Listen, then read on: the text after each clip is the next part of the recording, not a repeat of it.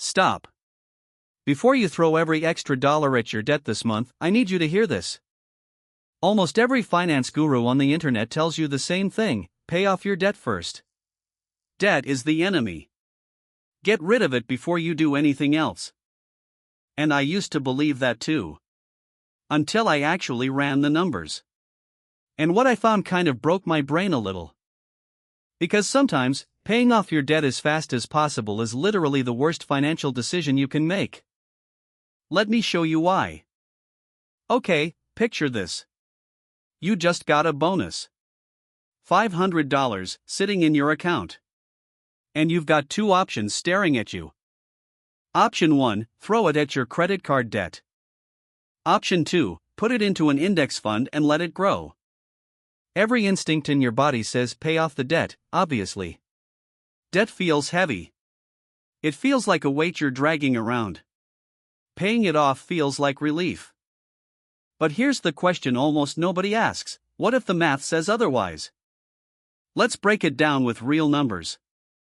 Say your credit card charges you 18% interest. That's brutal. By the way, that's one of the highest rates you'll see. If you have debt at 18%, paying it off is basically a guaranteed 18% return. Nothing beats that. Pay it off. End of story. But now let's say your debt is a student loan at 4%. Or a mortgage at 3.5%. Suddenly the math flips completely. Because historically, the stock market has returned somewhere around 8 to 10% a year on average, over the long run. So if your debt costs you 4%, but investing could earn you 9%, every dollar you use to pay off that loan early is actually costing you money. You're giving up a 9% return to save 4%. That's a 5% loss every single year, compounded over decades. Multiply that gap over 20 or 30 years, and we're not talking about a small difference. We're talking about potentially tens of thousands of dollars you never got to have just because it felt right to be debt-free faster. And this is the myth nobody questions, that all debt is created equal. That debt is always bad, and being debt-free is always the goal. It's not. Debt is just a price. It's the cost of using someone else's money. Sometimes that price is expensive, like credit cards or payday loans, and you should absolutely crush that as fast as humanly possible. But sometimes that price is cheap. And when it's cheap, debt becomes a tool, not an enemy. The people who build real wealth understand this. They're not obsessed with being debt-free. They're obsessed with where their money works hardest. Now, before you go max out your investments and ignore your low-interest debt completely, let me push back on myself for a second. Because math isn't the only thing that matters here. Your brain matters too.